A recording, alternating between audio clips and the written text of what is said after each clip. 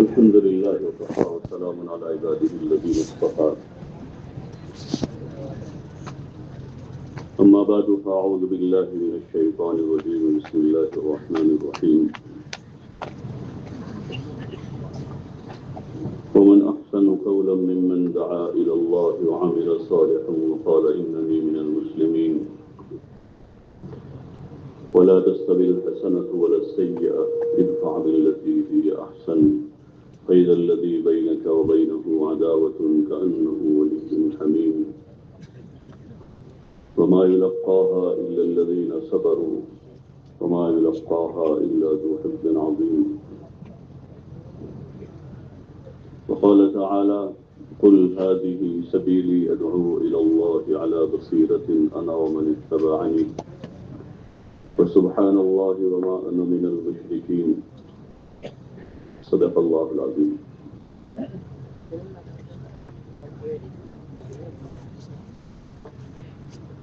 اپنے آگے کی جگہ کو پر کر لیں، جو جہاں بیٹھا ہے اپنے آگے دیکھ لیں، جو جگہ ہے اس کو پر کرتے ہوئے آگے بڑھ جائیں.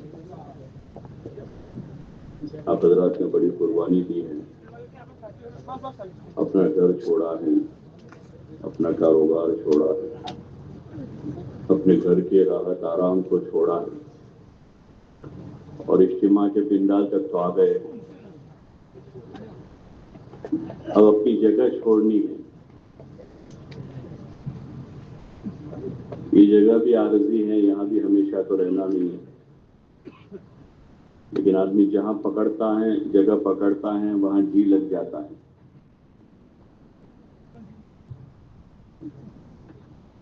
تو اس سے تھوڑا سا آگے بڑھ جائیں گے اور اپنی طلب اللہ کو بتا دیں کہ ہم طالب ہیں. تو طالب جو ہے وہ نوازا جاتا ہے. آدمی کے اندر جتنی طلب ہوتی ہے اس کے بقدر اللہ تعالیٰ کی طرف سے نوازش ہوتی ہے. ماشاءاللہ اور بڑھ جائے اور بڑھ جائے. پیچھے والے بھی جو ہیں ہر ایک اپنے آگے سے اپنے آگے دیکھیں. 1 فٹ جگہ ہے تو 1 فٹ کو پر کر لو، 10 فٹ ہو تو 10 فٹ پر کر لو، بیٹھے بیٹھے پر ہو جاتی ہو تو بیٹھے بیٹھے پر کر لو، کھڑے ہونے کی ضرورت ہو تو کھڑے ہو کر آ جاؤ. ماشاءاللہ اللہ جزائے خیر دے آپ حضرات کو. اور آ جائیں اور آ جائیں. ماشاءاللہ. پیچھے والے بھی ذرا حرکت کر لو نا.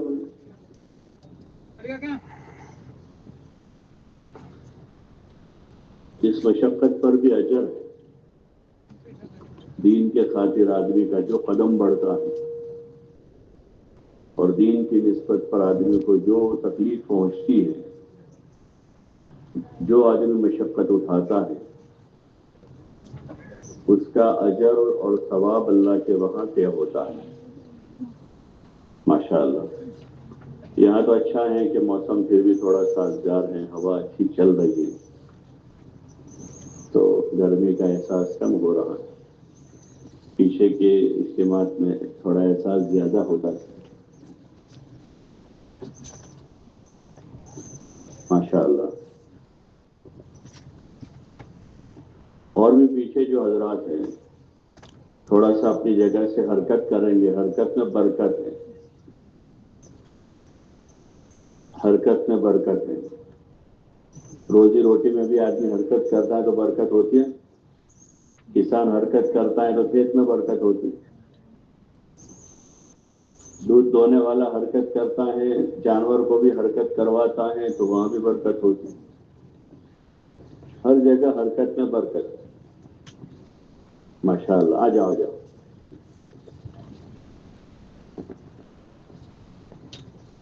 تو قیامت میں جب ان اعمال کا اجر ملے گا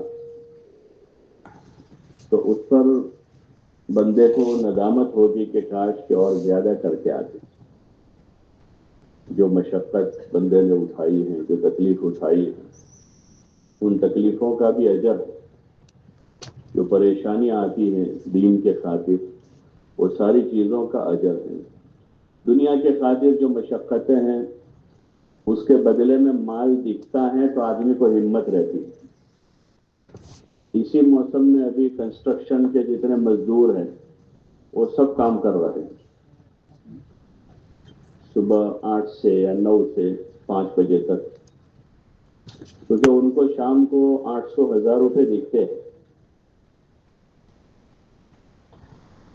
روڈ کانٹریکٹ میں کام کرنے والے مزدور کام کر رہے ہیں، ان کو مہینے کی تنخواہ دکھتی ہے۔ اسٹیشن پر کولی کام کر رہے ہیں، ان کو نفع دکھتا ہے۔ ٹھیلے والے، لاری والے، رکشے والے، رکشا ہوتا ہے نا، آٹو رکشا والے کتنے سارے ہیں، سب جگہ وہ ابھی رکشا چلا رہے ہوں گے۔ ٹرک ڈرائیور ٹرک چلا رہے ہیں کہ وہ ان کو مال دکھتا ہے کہ مہینہ پورا ہوگا تو 15,000 20,000 روپے کمائیں گے۔ جب دین کے خاطر جو اعمال ہے اور ان اعمال پر ملنے والا جو اجر ہے، اگر اس کا احتساب ہو جائے، اس کا یقین پیدا ہو جائے، تو پھر آدمی دین کے خاطر بڑی سے بڑی تکلیف اٹھا لے گا۔ حضرت شیخ رحمۃ اللہ علیہ نے حکایات صحابہ میں ایک باب لکھا ہے، دین کے خاطر مشقتوں کا برداشت کرنا۔ اس میں تبوک کا قصہ بھی لکھا ہے کہ تبوک کے موسم میں تبوک کا جو واقعہ پیش آیا ہے تو وہ گرمی کے موسم میں تھا۔ ایک طرف تو قرضے بہت زیادہ تھے اور اسی سال کھجوریں پکی تھی، اس سے پیچھے کچھ سال قحط پڑا تھا،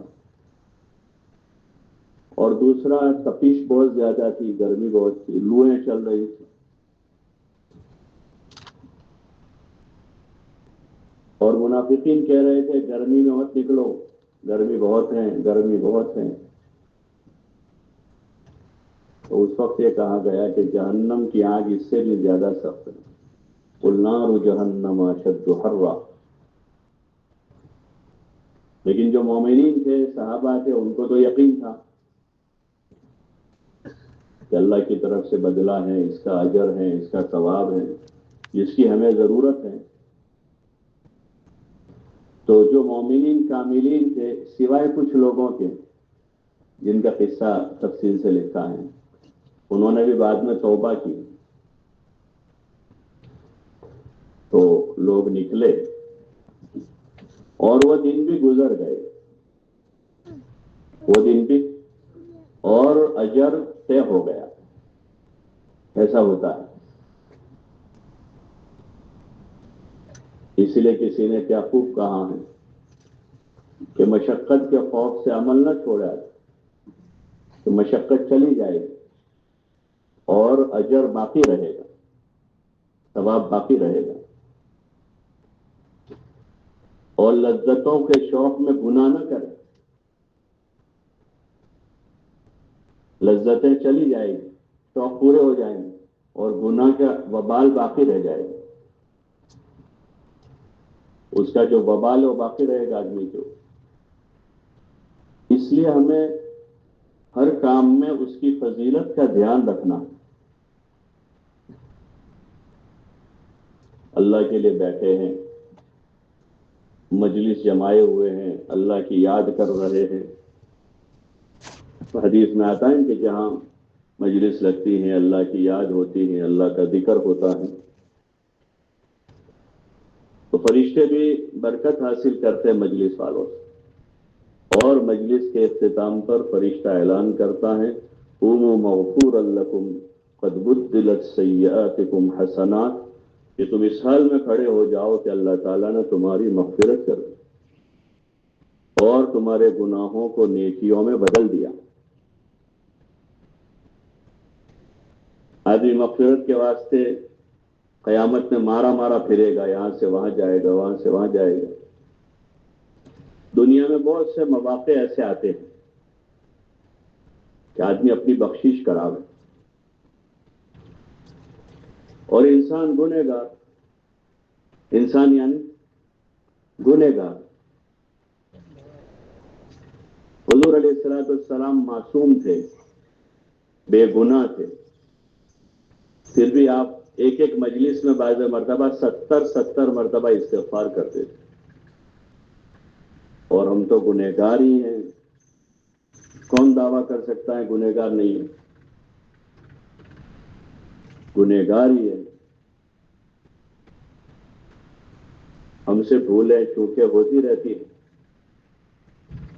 اس لیے گجراتی میں کہاوت ہے، مانس ماتر بھولنے پاتر. بھولا کرتے صبح اٹھتے ہیں، کل سے بھولے کرتے کرتے اٹھتے ہیں، اور بھولے کرتے کرتے سوتے ہیں. مغفرت کی ضرورت ہے ہمیں بھی. آپ علیہ الصلوۃ والسلام نے ایک موقع پر فرمایا، الا کلکم خطاؤن، سنو تم سب کے سب گنہگار ہو. وخیر الخطائین التوابون، لیکن بھلا اچھا گنہگار وہ ہے جو توبہ کرے. کہ آدمی بارگاہ خداوندی میں ہر وقت توبہ کرتا رہے، استغفار کرتا رہے، اور توبہ کے موقع تلاش کرتا رہے کہ جہاں مغفرت ہوتی ہے آدمی پہنچ جائے. خدا میں جہاں کھانا پینا ہوتا ہے تو سب لوگ پہنچ جاتے ہیں وہاں. صبح کھایا پھر شام کو پہنچ جاتے، شام کو کھایا پھر صبح پہنچ جاتے. ہوتا ہی نہیں. ایک جگہ اگر 3-4 دن دعوت ہو اور وہ دعوت دے دی تو آدمی جائے گا نہیں جائے گا؟ صبح گیا، شام کو گیا، پھر صبح گیا، پھر شام کو گیا. وہ ایک جسمانی ضرورت ہے کھانا. شام کو کھایا پھر صبح بھوک لگ جاتی ہے، صبح کھایا پھر شام کو بھوک لگ جاتی. ایسے ہر حال میں ہم ان چیزوں کے محتاج ہیں، مغفرت کے، ہدایت کے. مغفرت کے محتاج ہم کہ ہماری بخشش ہو جائے، اور دنیا میں ایسے حال میں جاوے کہ ہم مغفرت شدہ ہیں، مغفرت ہو چکی ہے. تو یہ آدمی سستے میں چلا گیا. اور اگر اپنے ذمے گناہوں کا بوجھ لے کر گیا ہے تو پھر وہاں مسئلہ بہت مشکل ہے، الا یہ کہ اللہ کسی کو بخش دے اپنے فضل سے. وہاں کا معاملہ کٹھن، بہت بھاری ہے. اس لیے ہمیں ایسے موقعوں پر اس کا دھیان کرنا چاہیے کہ اللہ تعالیٰ ہمیں اس پر معاف کرے گا. اور چونکہ ہدایت کے ہم محتاج ہیں، طالب ہیں، تو آدمی اپنی حاجت کی طرف بڑھتا. اجتماع میں کھانے کے لیے چونکہ بڑا مجمع ہوتا ہے تو اس کے لیے لائن لگتی ہے، تو ہر آدمی بڑھتا ہے آگے، اپنی حاجت کی طرف جا رہا ہے.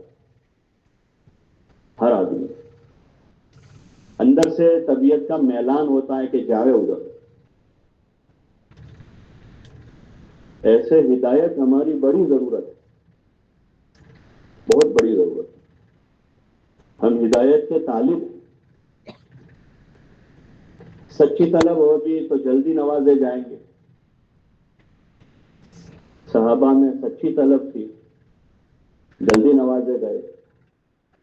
ان کے واقعات ہیں فضائل کی کتابوں میں اور سیرت کی کتابوں میں صحابہ کے، کہ وہ ہدایت کے کیسے طالب، کہ ہدایت کے خاطر انہوں نے جسمانی ایذائیں برداشت کی، مالی نقصان برداشت کیا، وطن چھوڑنا پڑا تو وطن چھوڑا، بعضوں کو بیوی بچوں سے الگ ہونا پڑا.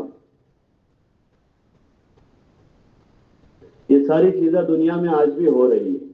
بہت سے شوہروں کو بیویوں سے جدا ہونا پڑتا ہے، بہت سی بیویوں کو شوہروں سے جدا ہونا پڑتا ہے، دنیاوی حالات کی وجہ سے، کاروبار کی وجہ سے، نوکری سروس کی وجہ سے. ہزاروں لوگ آج بھی ہیں، ہزاروں وطن سے بے وطن ہوتے ہیں، اور دیگر قسم قسم کے حالات سے لوگ گزرتے ہیں. لیکن اس کے پیچھے وجہ دنیا ہوتی. صحابہ کو بھی یہ چیزیں کرنی پڑی، اس کے پیچھے وجہ دین تھی، ہدایت. کہ ہدایت حاصل کی تو بیوی بچوں نے پسند نہیں کیا، بیٹے نے ہدایت حاصل کی، باپ نے پسند نہیں کیا حضرت مصعب ابن عمیر کو، کہ بیٹا ہدایت کی راہ پر چلنا چاہتا تھا، باپ کو پسند نہیں تھا، تو اتنا لاڈلا بیٹا تھا کہ روزانہ 200 درہم کا جوڑا پہناتے تھے، 200 درہم کا جوڑا روزانہ۔ ایسے بیٹے کو گھر سے نکال دیا، اور اس بیٹے نے اس غم کو برداشت کر لیا، کوئی بات نہیں، کیا کریں گے۔ حضور علیہ السلام کو مکے سے نکال دیا لوگوں نے، ایسا ماحول تنگ کر دیا کہ آپ کو جانا پڑا، آپ بادل ناخواستہ گئے ہیں، خوشی خوشی تھوڑے گئے، چھوڑنا پڑا تھا۔ جب تک اللہ کا حکم رہا تو برداشت کرتے رہے، پھر اللہ نے حکم دیا کہ اب چھوڑ دو، تو آپ نے چھوڑ دیا، حالانکہ آپ کی جائے پیدائش وہ ہے، آپ کا وطن ہے۔ ایسے اور صحابہ کو بھی، تو یہ دین کے خاطر ہے۔ ان کے واقعات لکھے کہ دین کے خاطر مشقتوں کا برداشت کرنا۔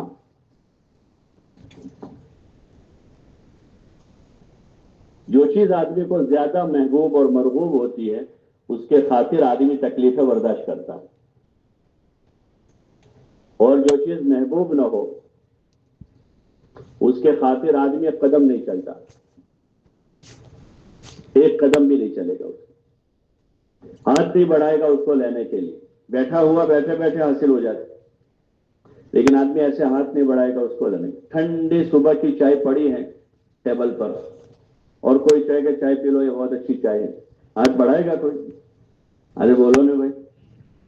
اور گرمی کا موسم، سخت گرمی ہے، پانی آدمی کے پاس نہیں ہے، اور گھر سے باہر ٹھنڈا پانی ہے دھوپ میں، تو آدمی اٹھ کے جائے گا، چلے گا، دھوپ کی تکلیف برداشت کر کے بھی پانی لے کر آئے گا۔ تو ایسے ہی جو چیز مرغوب اور محبوب ہوتی ہے اس کے خاطر آدمی قربانی دیتا ہے۔ صحابہ کے دلوں میں دین کی اہمیت تھی، اس کی عظمت تھی،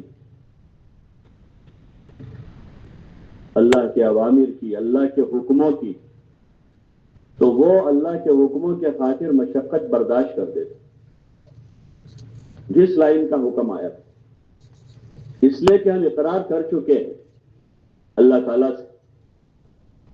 ایمان مجمل پڑھا ہے سب نے، آمنت باللہ کما ہوا باسمائہ وصفاتہ وقبلت جمیع احکام۔ جب اللہ پر ایمان لے آئے جیسا بھی وہ ہے اپنے ناموں اور اپنی صفتوں کے ساتھ، اور ہم نے اس کے تمام حکموں کو قبول کر لیا، جتنے بھی حکم ہے اللہ کے، ایمان لانا، نماز پڑھنا، روزہ رکھنا، زکوٰۃ دینا، اگر مال ہے تو حج کرنا، یہ کرنے کے حکم ہے، کرنے کے کام۔ کچھ حکم ایسے ہیں جو بچنے کے نہ کیے جا رہے، نواہی کہتے ہیں اس کو، کہ یہ کام نہ کرنے کے، کہ اس سے بچنا، لیکن وہ بچنے کے لیے ایک طاقت کی ضرورت ہوتی ہے،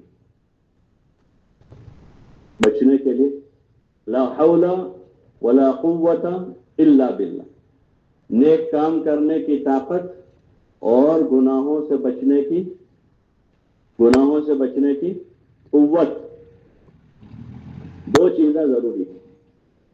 جیسے لائٹ چلتی ہے، پنکھا چلتا ہے، دو طاقتیں ہیں، ایک پلس مائنس، دونوں طرف سے گرین اور لال، دو قسم کے وائر ہیں، دونوں میں سے ایک ہو تو چلے گا،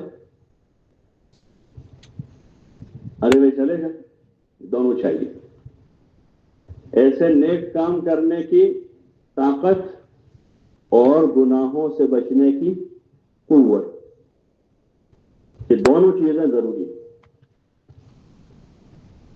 دونوں چیزیں۔ ایمان جتنا اندر قوی ہوگا، مضبوط ہوگا، ایک درجہ ایمان کا یہ ہوتا ہے کہ آدمی کو نیکی کے کاموں پر ڈالتا ہے، کہ آدمی نماز پڑھتا ہے، روزہ رکھتا ہے، زکوٰۃ دیتا ہے، لیکن اس کے ساتھ گناہوں سے نہیں بچ پاتا۔ آدمی جھوٹ بولتا ہے، غیبت کرتا ہے، موقع مل جائے تو دھوکہ دے دیتا ہے، بے ایمانی کر دیتا ہے، آدمی بے ایمانی کر دیتا ہے کہ وہ طاقت ابھی کمزور ہے۔ ایک طاقت تو ہے لیکن ایک طاقت کمزور ہے۔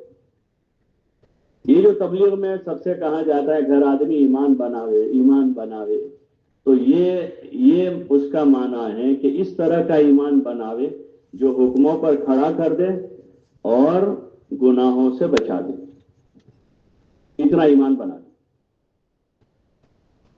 کہ رات کے اندھیرے میں بھی آدمی کو گناہ سے بچا دے، بند کمرے میں بھی آدمی کو گناہ سے بچا دے، کوئی نہیں دیکھ رہا ہے، اس وقت یہ دھیان ہو جائے کہ اللہ دیکھ رہا ہے، تو کوئی نہیں دیکھتا ہے، اللہ دیکھ رہا ہے۔ یہ طاقت ہے گناہوں سے بچانے والی،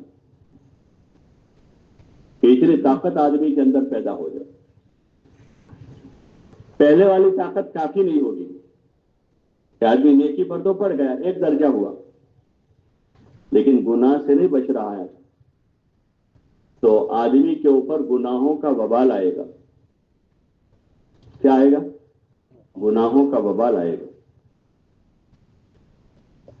ہاں، دنیا میں بھی آخرت میں بھی پکڑا جائے گا۔ اور بعض مرتبہ تو بعض لوگ ایسے خسارے میں جائیں گے کہ گناہوں کا وبال اتنا زیادہ ہوگا کہ باوجود نیکی کرنے کے بھی جہنم میں چلے جائیں گے، کہ گناہ کا وبال زیادہ ہے۔ نیکیاں ان کے پاس تھی لیکن وہ کافی نہ ہوئی، گناہوں کی سزا بھگتنے کے لیے جہنم میں چلے گئے۔ اس لیے اس مبارک محنت کے ذریعے سے ہر بندے کو، ہر بندی کو، ہر فرد امت کو پہلی جو دعوت دی جاتی ہے وہ یہ ہے کہ ہر آدمی اپنا ایمان بنا لے، اپنے ایمان میں طاقت پیدا کرے کہ جو اللہ کے ہر حکم پر کھڑا کر دے اور اللہ کی طرف سے منع کردہ چیز سے آدمی کو بچا لے۔ چاہے پوری دنیا ایک طرف ہو، وہ اکیلا ایک طرف ہوگا۔ جیسے نبیوں کے قصے ہیں، جب انبیاء علیہ السلام اپنی قوم میں جاتے تھے دعوت دے، وہ اکیلے ہوتے تھے، پوری قوم ایک طرف اور نبی دعوت دیتے تھے ان کو، قولوا لا الہ الا اللہ، لا الہ الا اللہ کہو کامیاب ہو جاؤ گے، اور یا قوم اعبدوا اللہ، او میری قوم ایک اللہ کی عبادت کرو۔ تو وہاں یہ دونوں چیزیں نہیں تھی، ایک اللہ پر ایمان لانا بھی نہیں تھا اور ایک اللہ کی عبادت بھی نہیں تھی، تو اس کی وجہ سے انبیاء علیہ السلام پر حالات آتے تھے، لوگ مخالفت کرتے تھے، نبی اکیلے پڑ جاتے تھے، کوئی ساتھ دینے والا نہیں ہے، لیکن چونکہ ان کی بات حق ہے، سچی ہے، سچی بات ہے، تو وہ اپنی بات پر جمے رہتے تھے۔ تو اس جمنے پر لوگ ان کی مخالفت کرتے تھے، لوگ ان کو گالیاں دیتے تھے، برا بھلا کہتے تھے، جاہل کہتے تھے، بے وقوف کہتے تھے، گمراہ کہتے تھے، روبرو ان سے کہتے تھے کہ تو گمراہ ہے، تو ان کو اپنی صفائی دینی پڑتی تھی، لیس بی ضلالۃ ولکنی رسول من رب العالمین، کہ بھائی میں گمراہ نہیں ہوں، میں تو اللہ کا رسول ہوں۔ لوگ بیوقوف کہتے تھے، ان کو صفائی دینی پڑتی تھی، لیس بی سفاہۃ ولکنی رسول من رب العالمین، کہ بھائی میں بے وقوف نہیں ہوں، میں تو رب العالمین کا رسول ہوں۔ اکیلے پڑ جاتے تھے، یہی مجاہدہ ہے دنیا میں کہ آدمی اکیلا پڑ جاتا ہے گھر میں، قوم میں، سماج میں. ہاں، اگر ایمانی طاقت نہیں ہوگی تو آدمی کے لیے جمنا مشکل ہوگا. آدمی کمپرومائز کر لے گا، جہاں کرنے کا ہوتا وہاں نہیں کرتا. کہ بھائی دنیا کے معاملے میں آدمی کمپرومائز کرے، پیسوں کا مسئلہ ہے کمپرومائز کر دے. 60 نکلتے تھے وہ 50 دے رہا، ٹھیک ہے بھائی چلو 10 معاف، حصہ پورا کرو چلو. 16 بیگھے ہمارے نکلتے تھے وہ 15 دے رہا، چلو بھائی اللہ کے لیے 1 بیگھہ معاف، کمپرومائز کرو، پورا کرو اس کو. لیکن وہاں کوئی کرتا نہیں ہے. کورٹوں میں سارے کیس اسی کے ہیں، سارے کیس کورٹوں میں اسی کے ہیں. کمپرومائز نہیں کر رہے کہ بھائی بیوی میری بات نہیں مانتی ہے، کمپرومائز کر لیں بھائی، ٹھیک ہے نہیں مانتی نہیں مانتی، سمجھاتے رہیں گے. لیکن وہاں کیس چل رہے ہیں. اور جہاں کمپرومائز نہیں کرنا ہے ایمان میں، اللہ کی عبادت اطاعت میں، لا طاعت لمخلوق فی معصیت الخالق، کہ اللہ کی معصیت میں کسی مخلوق کی اطاعت جائز نہیں ہے. تو وہاں لوگ کیا کمپرومائز کرو یار، جانے دو یار. سب سمجھدار ایسی صلاح دیتے ہیں لوگوں کو، بھائی جانے دو، لوگ کیا کریں گے، کمپرومائز کر لو. یعنی تم بھی ان کے جیسے ہو جاؤ، بے ایمانی کرو، جھوٹ بولو، دھوکہ دو، غبن کرو، زنا کرو، آوارگی کرو، عیاشی کرو. یہ بہت بڑا دھوکہ، بہت بڑا دھوکہ. اور آدمی اس کو اپنا کمال سمجھتا ہے.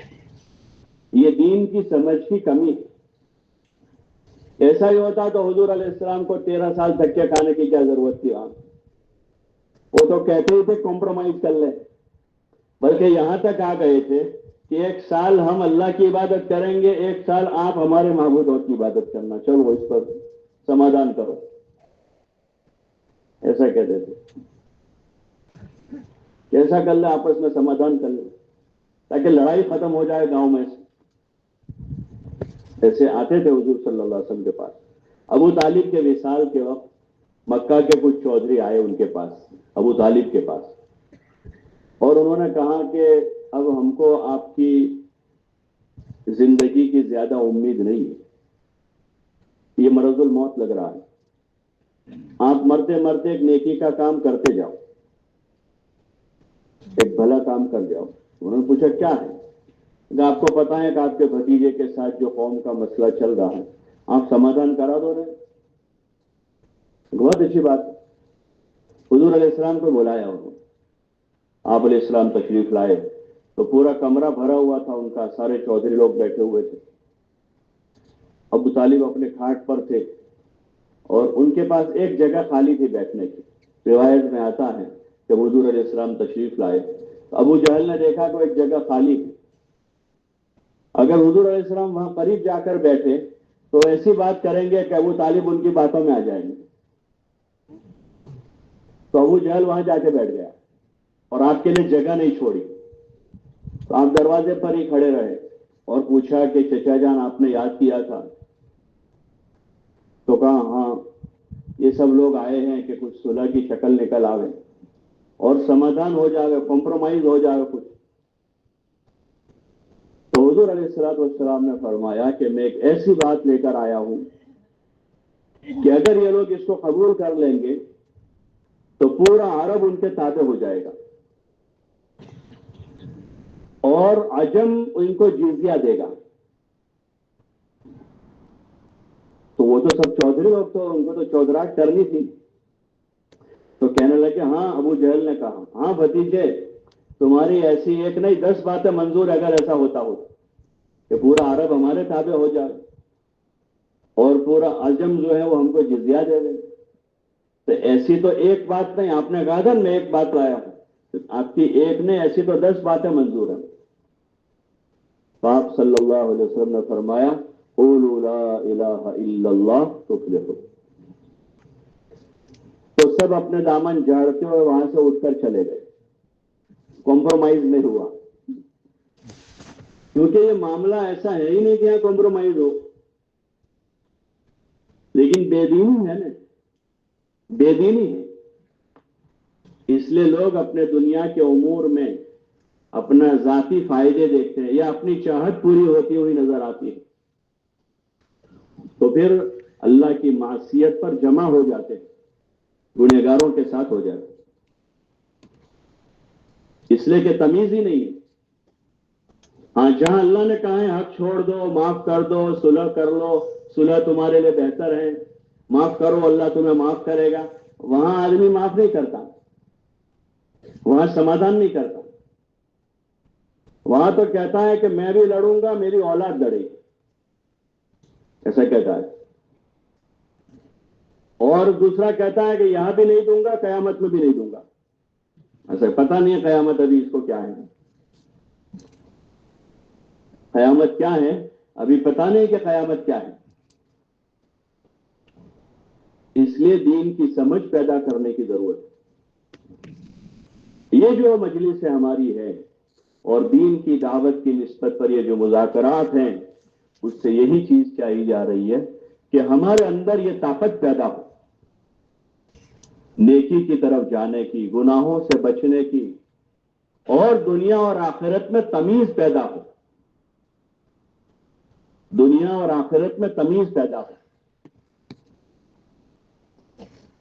تاکہ آدمی آخرت جہاں ہمیشہ رہنا ہے وہاں کے لیے آدمی عمل کرے، اور جس دنیا کو چھوڑنا ہے اس کے دھوکے میں نہ رہے، اس لیے کہ دنیا کے اندر ہی دھوکہ ہے، اللہ نے اس کو پیدا کیا ہے، اور وہ اللہ خود کہہ رہا ہے کہ دھوکے باز ہے، کہ اس کے دھوکے سے کوئی آدمی دھوکہ نہ کھائے، چوکنا کیا ہے، آگاہ کیا ہے، لیکن آدمی ماحول کے تابع ہو جاتا ہے، اندر کی طاقت کمزور ہے جو اس کے دھوکے سے بچانے والی ہے، وہ طاقت پیدا کرنے کے لیے دعوت ہے کہ آدمی دعوت دے دوسروں کو، ایمان کی، اعمال کی اور آخرت کی، نیک کاموں کی، جیسے دعوت ہے نا، ایمان کی بات کرتے ہیں، نماز کی بات کرتے ہیں، علم کی بات کرتے ہیں، ذکر کی بات کرتے ہیں، تلاوت قرآن کی بات کرتے ہیں، دین کا علم سیکھنے کی باتیں کرتے ہیں، اور اکرام مسلم اور حسن اخلاق کی بات کرتے ہیں، یہ اچھے اچھے کاموں کی دعوت ہے کہ ہر آدمی دوسرے سے بات کرے، گھر میں باپ بیٹے باتیں کریں، میاں بیوی باتیں کریں، جیسے دنیا کی چیزوں کی، پیسوں کی، کپڑوں کی، جوتوں کی باتیں کرتے ہیں، سبھی کرتے ہیں،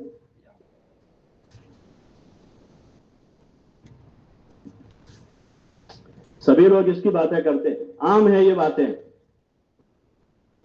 جو ضروریات زندگی ہیں، حالانکہ حقیقی باتیں یہ ہیں کہ لوگ ان چیزوں کی باتیں کر کے اس کا یقین اپنے دل میں پیدا کریں،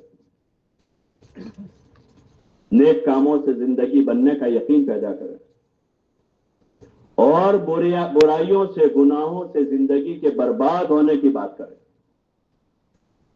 کہ گناہ ہوں گے تو زندگی برباد ہو جائے گی، گناہوں کے برے اثرات ہوتے ہیں جیسے نیکی کے اچھے اثرات ہوتے ہیں، ایسے گناہوں کے انسانی زندگی پر برے اثرات ہوتے ہیں، لیکن اس دور میں جو ہے گناہوں کو مزین کر کے پیش کیا گیا ہے، وہی پرانی شراب ہے، بوتل بدل دی ہے، شراب پرانی ہے، بوتلیں بدلی ہوئی ہے، ہاں، اور گناہوں کو عام کیا گیا ہے، بے حیائی کو، عریانی کو، فحاشی کو، بدتمیزی کو، بے ادبی کو، ترقی کے نام پر سب کو بدتمیز بنا دیا، بے ادب بنایا، ہاں، اور بے حیا بنا دیا ترقی کے نام پر، جتنی عورتوں نے، جتنی لڑکیوں نے جو یہ لباس پہنا ہے وہ ترقی کے نام پر ہی کہ ہم فارورڈ ہیں، یہ بیکورڈ ہے، پردہ کرنے والی، پورا دوپٹہ رکھنے والی، پورے کپڑے پہننے والی، کہ بیکورڈ ہے، یہ پرانی سوچ ہے، انسان آزاد ہے، آزادی کے نام پر اور ترقی کے نام پر بے ادب بنائے اولاد کو بے ادب بنا دیا کہ باپ کے آگے چلتی اولاد اور باپ سے پہلے بیٹھ جاتے ہیں. ان سے پہلے بیٹھنا بے ادبی ہے، ان کے آگے چلنا بے ادبی ہے. کہ والد چل رہے ہیں تو ان کے ساتھ چلے، پیچھے چل. ہاں کوئی تقاضا ہو تو آگے چلے، کوئی ان کا کام ہے کوئی ایسا کہ بھائی آگے جا کے دروازہ کھولنا ہے، آگے جا کے کھولے، ان کے لیے سہولت کر. بے ادب بنا دیا ترقی کے نام پر. اور تعلیم کے نام پر بیویوں کو بے ادب بنا دیا. حقوق کے نام پر کہ ہمارا بھی حق ہے، ہم بھی مردوں کے کندھے سے کندھا ملائیں گے، مردوں کے کندھے سے کندھا ملا کے چلیں گے. اور بے ادبی سکھائی ان کو آزادی کے نام پر. تو ایسے وقت میں اور زیادہ ہماری ذمہ داری بڑھ جاتی کہ ہم دین کی بات کریں، اچھے کاموں کی بات کریں، اچھے اخلاق کی بات کریں، اچھے اعمال کی بات کریں اور دعوت دیں ایک دوسروں کو. یہ جو مسجد کی جماعت کا کام ہے وہ یہی ہے.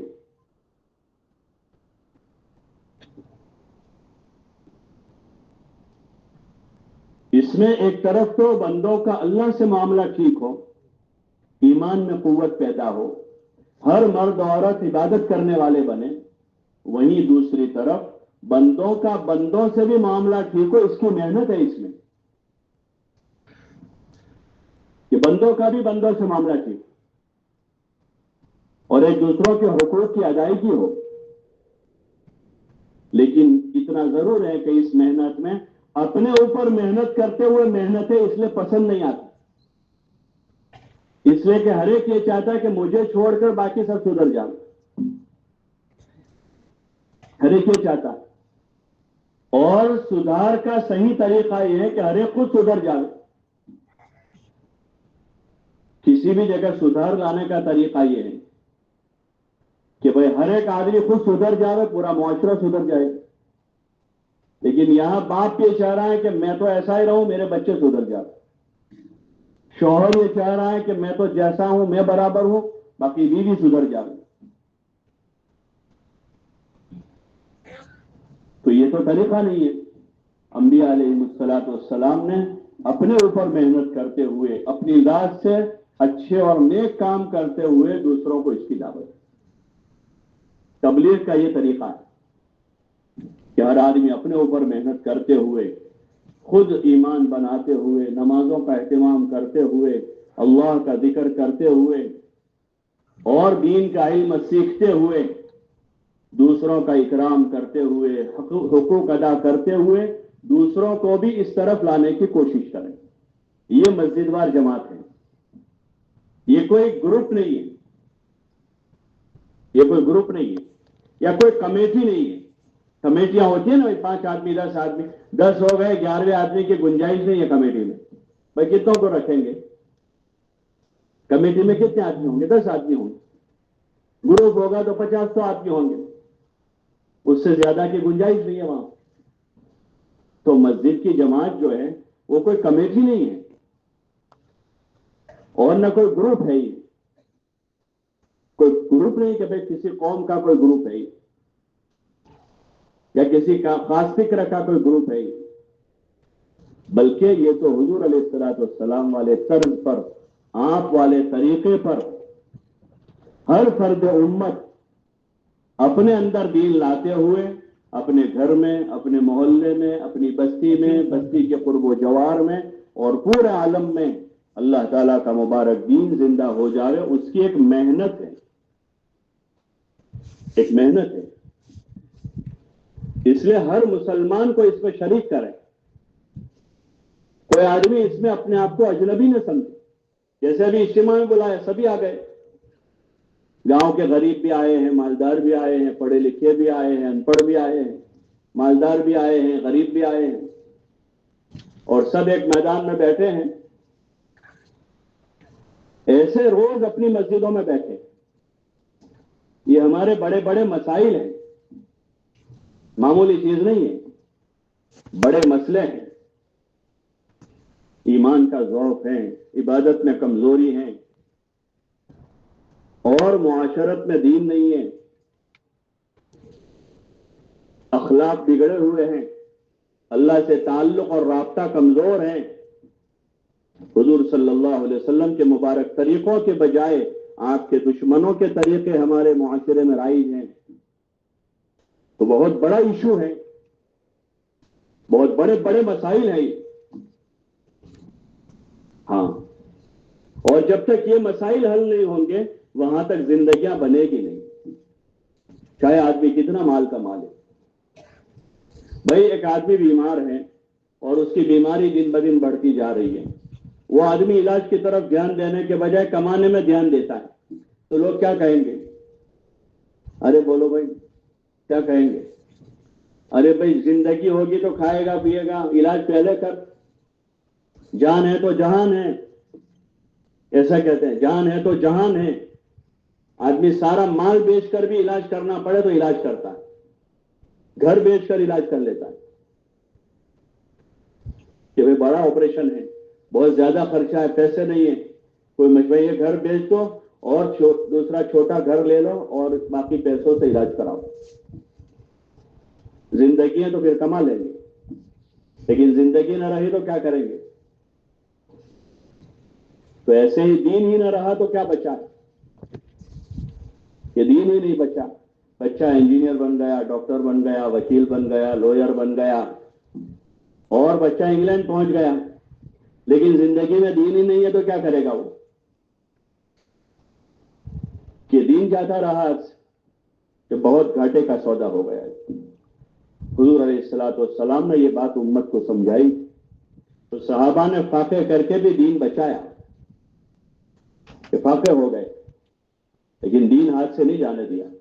حضرت بلال نے کوڑے کھا کے دین بچایا، کہ کوڑے کھا لیے، تپتی ہوئی ریت پر سخت دھوپ میں لٹائے جاتے تھے، قصہ سنتے ہیں ان کا، لیکن دین کی اہمیت تھی تو ایمان بچا لیا۔ زندگی مقدر کی تھی تو ملتی رہی، بعد میں بھی زندہ رہے۔ حضرت عمار اور ان کے خاندان کا قصہ ہے کہ پورا خاندان ایک ساتھ مبتلا ہوا ایمان لانے کی وجہ سے۔ آل یاسر، حضرت عمار اور ان کا خاندان، حضور علیہ السلام جب ان کے پاس سے گزرتے آپ کی آنکھوں میں آنسو آ جاتے تھے ان کے حالات دیکھ کر، لیکن آپ نے ان کو یہ نہیں کہا کہ کمپرومائز کر لو، آپ کو آنسو آ جاتے تھے، آپ ان کو یہ کہتے تھے صبرن یا آل یاسر، آل یاسر صبر کر لو، ان موعدکم الجنہ، میں نے تم سے جو وعدہ کیا ہے نا وہ جنت کا وعدہ ہے، جنت ملے گی۔ یہ باتیں تھی اس ماحول میں کہ دین بچانا ہے، ایمان بچانا ہے، ہدایت پر باقی رہنا ہے، حضور علیہ الصلوۃ والسلام کے طریقے پر باقی رہنا ہے۔ اس لیے صحابہ اس کی کوشش کرتے تھے آپ کے بعد بھی آپ کے طریقوں پر باقی رہے، آپ کے طریقوں کی باتیں کرتے تھے آپس میں، اور اس کی کوشش کرتے تھے کہ آپ کے طریقے سے ذرا برابر آگے پیچھے نہ ہو، ذرا برابر آگے پیچھے نہ ہو۔ ان کے پاس مال آیا پھر بھی آپ کے طریقے پر رہے، مال آیا تو ان کے مکان نہیں بدلے، مال آیا کپڑے نہیں بدلے، مال آیا تو طرز معاشرت، لائف اسٹائل نہیں بدلا، بلکہ وہ مال اور زیادہ اللہ کے نام پر لگایا، اور زیادہ خرچ کیا۔ اور حضرت عمر رضی اللہ تعالیٰ عنہ جب تک حیات رہے وہاں تک مدینے میں کوئی پکا گھر نہیں بنا، حالانکہ فتوحات ہو چکی تھی۔ حضور علیہ السلام کے زمانے میں خیبر تو فتح ہو گیا، اور حضرت عمر کے زمانے میں شام فتح ہو گیا، لیکن زندگی اور طرز معاشرت حضور کے طریقے پر ہے، اس لیے کہ اس کی باتیں تھی، ایک دوسروں کو کہتے رہتے تھے، ہم نے کہنا سننا چھوڑ دیا، اور ایک بات سب کے زبان پر چڑھ گئے کہ وہ کہوانوں کے کوئی ہمڑ تو کیا نہیں، ہر ایک یہ کہہ رہے، چھوٹے بڑے، دادا بھی یہ کہہ رہے ہیں کہ پوتا نہیں سنتا، یعنی سب نے کہنا شروع کیا تو اب پوتے نے سنا کہ دادا خود ہی کہہ رہے پوتا نہیں مانتا ہے تو کیا کہیں گے مجھے؟ بیوی نے بھی یہی سمجھ لیا کہ مجھے تھوڑا کچھ کہیں گے وہ. جب تک یہ باتیں تھی تو بیویاں جو ہیں وہ سنبھلی ہوئی رہتی تھی، پوچھتی تھی کپڑے لینے سے پہلے، خریدنے سے پہلے، یہاں تک کہ بچوں کے کپڑے میں بھی شوہر سے پوچھتی تھی. اور اب شوہر کے کپڑے وہ لاتی ہیں، کیونکہ کہنا ہی چھوڑ دیا ہے کہ کیا کرنا کیا نہیں کرنا، کیا لانا کیا نہیں لانا، کیا کھانا کیا نہیں کھانا. جو کام شوہر کے ذمہ تھا اس کو بتا رہے، لیکن وہ بتانا چھوڑ دیا، کہنا چھوڑ دیا. تو یہ جو تبلیغ کا طریقہ ہے دعوت کا، کہ روزانہ لوگوں کے پاس جا جا کر یہ باتیں لوگوں سے کہی جائے کہ ہم کو کیا کرنا ہے، کن چیزوں سے بچنا ہے، روزانہ گھر گھر جا کر اس کی بات کی جائے. جوانوں سے ملیں، بوڑھوں سے ملیں، اور لوگوں میں استعداد ہے. دیکھو نا، آپ نے جا کر لوگوں کو کہا کوئی اجتماع ہے بھروچ ضلع کا، تو آ گئے نہیں آ گئے؟ ارے بھائی آئے نہیں آئے؟ ہزاروں لوگ آ گئے. استعداد ہے لوگوں میں. ایسے اگر ہر مسجد کی جماعت روزانہ گھر گھر جا کر یہ باتیں کہنا شروع کریں، ایمان کی، اعمال کی، اخلاق کی، آخرت کی، تو بہت آسانی کے ساتھ یہ باتیں لوگ قبول کریں گے. لیکن کہاں ہی کہا جا رہا ہے. کل جو کارگزاری ہو رہی تھی کہ بھئی 100% گھروں کی ملاقات ہوئی، اب نہیں ہوئی ہے، اجتماع میں نہیں ہوئی ہے. جو کام سال بھر کرنا ہے، اور سال بھر میں اگر 15 دن میں ایک مرتبہ کرے تو 12 مہینے میں کتنی مرتبہ ملاقات ہوگی؟ بولو نے بھائی باردو، 24 مرتبہ ملاقات ہوگی ایک مسلمان سے سال بھر میں، پورے سال میں 24 مرتبہ جا کر ہم اللہ کی بات کریں، ایمان کی بات کریں، اعمال کی بات کریں، اچھے اخلاق کی بات کریں، بیوی بچوں کی اچھی تربیت کرنے کی بات کریں، ماں باپ کی خدمت کرنے کی بات کریں. ہر آدمی سے 24 مرتبہ بات ہو رہی ہے. تو کیا خیال ہے آپ کا؟ ارے باتیں زندہ نہیں ہو جائے گی. یہ اس لیے کہا جا رہا ہے کہ سارے مسلمان اس فکر کو اٹھا دیں اور ہر مسلمان سے جا کر اس کی بات کرے. پھر کوئی بے نمازی نہیں بچے گا محلے میں، کوئی خلاف سنت زندگی گزارنے والا نہیں ہوگا. پھر گھر میں عورتوں میں باتیں آ جائیں. ابھی تو تھوڑی بہت باتیں ہوتی ہیں مستورات میں، ہفتے میں ایک دن تعلیم ہوتی ہے، لیکن اللہ کا فضل ہے کہ کتنی ماں بہنیں گھر میں تلاوت، ذکر، عبادت کرتی ہیں، پردہ کر لیتی ہیں. اگر یہ باتیں ہر جگہ سے شروع ہو جائیں کہ چھوٹے بھی یہ بول رہے ہیں، بڑے بھی یہ بول رہے ہیں، بوڑھے بھی یہ بول رہے ہیں، سماج کے قوم کے ذمہ دار بھی یہ بول رہے ہیں، جوان بھی یہ بول رہے ہیں، مسجد سے بھی یہی آواز ہے، بازار میں بھی یہی باتیں ہیں، تو انشاءاللہ اللہ کی ذات سے امید ہے کہ بہت تھوڑے وقت میں بستیوں میں دین کے پھلنے پھولنے کی جگہ بن جائے گی. بے دینی کے لیے جگہ نہیں رہے گی، گناہوں کے لیے جگہ نہیں رہے گی. اور یہی باتیں پڑھی جاوے تعلیم میں.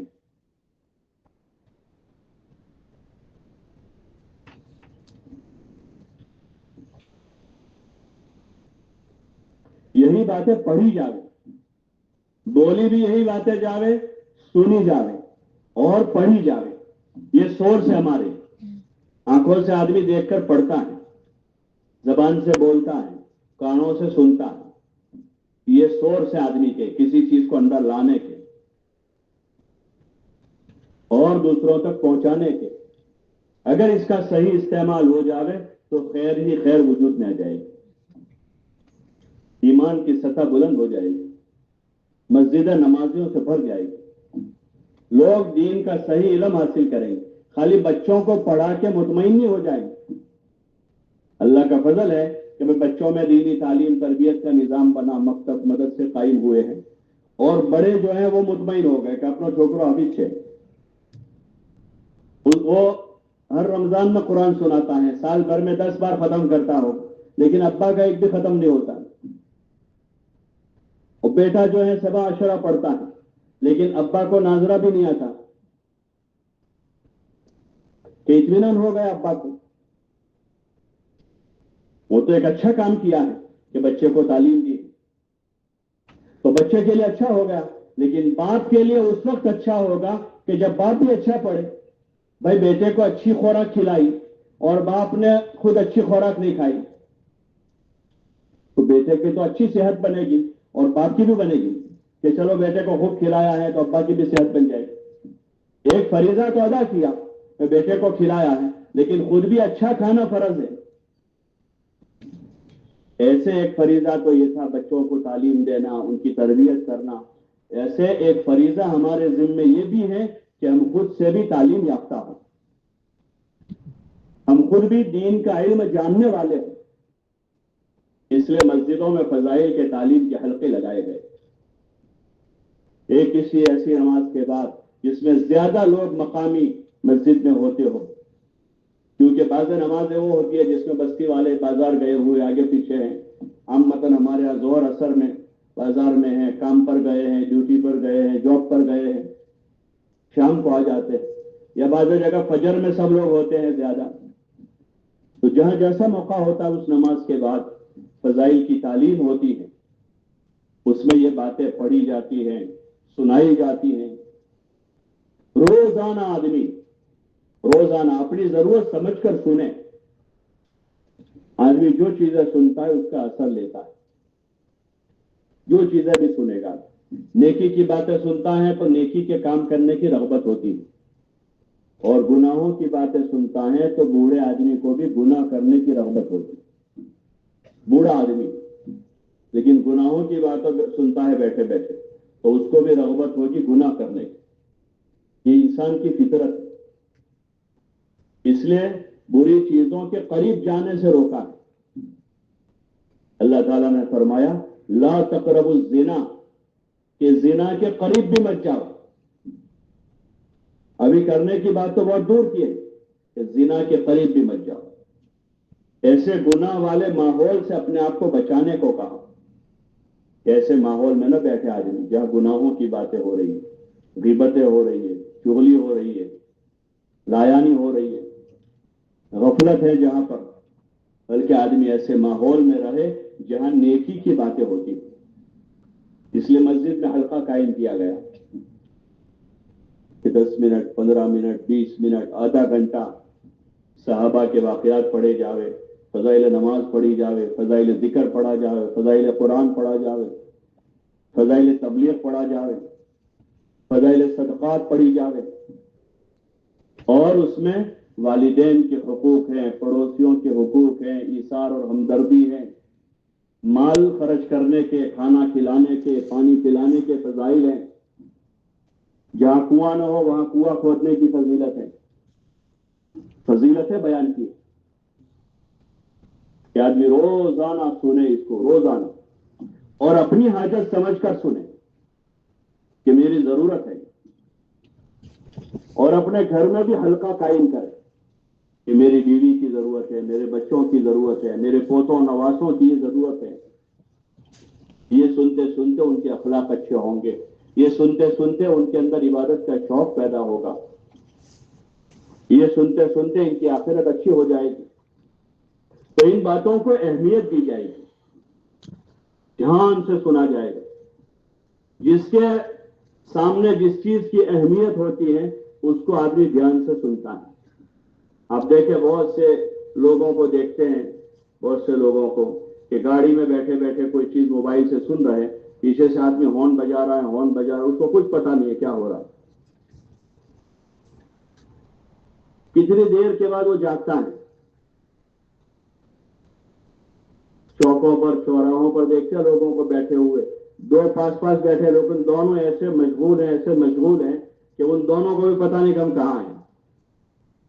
یہ وہ چیزیں مرغوب ہو گئی ہے، وہ جو چیزیں جو جس چیز میں وہ اس کی مرغوب ہو چکی ہے۔ ہاں، وہ چیزیں مرغوب ہو گئی لوگوں میں۔ حالانکہ مرغوب اللہ کی یاد ہونی چاہیے کہ آدمی اللہ کے ذکر میں ہے، قرآن کی تلاوت میں ہے، نماز میں ہے۔ اس لیے فضائل نماز میں حضرت شیخ نے واقعات لکھے ہیں کہ نماز میں کیسا انہماک تھا ان کا۔ حضرت علی رضی اللہ تعالیٰ عنہ کو لوگوں نے وہ تیر نکال لیا جو نماز سے باہر نہیں نکالا جاتا تھا، بہت درد کرتا تھا، لیکن جب نماز کے لیے کھڑے ہوئے تو لوگوں نے نکال لیا، سلام پھیری تو پوچھنے لگے کیا وہ تیر نکالنا؟ آپ بولے وہ تو نکال لیا ہم نے۔ وہ بزرگ کا قصہ ہے کہ گھر میں سانپ پڑا، اوپر کی چھت سے سانپ گرا اور پورا ہنگامہ مچ گیا، محلے والے جمع ہو گئے اور سلام پھیرنے کے بعد پوچھ رہے کہ کیا ہوا؟ تو کہا کہ آپ کو خبر نہیں ہے، ایسا ایسا ہوا۔ بولے میں تو نماز میں تھا۔ آج آپ دیکھیں کہ ایسے دنیاوی اشتغال والے بہت ملیں گے آپ کو کہ ان کو کچھ پتا نہیں آگے پیچھے کیا ہو رہا ہے، وہ اپنی دھن میں مست ہے۔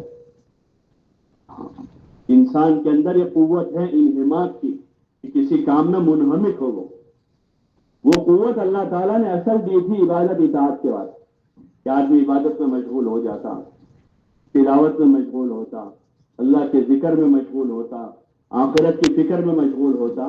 لیکن ان چیزوں میں آدمی مشغول نہ ہوا تو اب لہو لعب میں ہے، کھیل کود میں ہے، سٹے میں ہے۔ سٹے والے بھائی ان کو کوئی بازا مطلب پولیس کی ریڈ پڑ جاتے وہاں تک آ جاتے، ان کو پتا نہیں کیونکہ وہ تو مشغول تھے وہاں، ایسے دھن لگا کر کھیل رہے تھے کہ پتہ ہی نہ چلا پولیس والے گاڑی آئی وہاں کھڑی کی آ گئے یہاں، ایسے مشغول ہے۔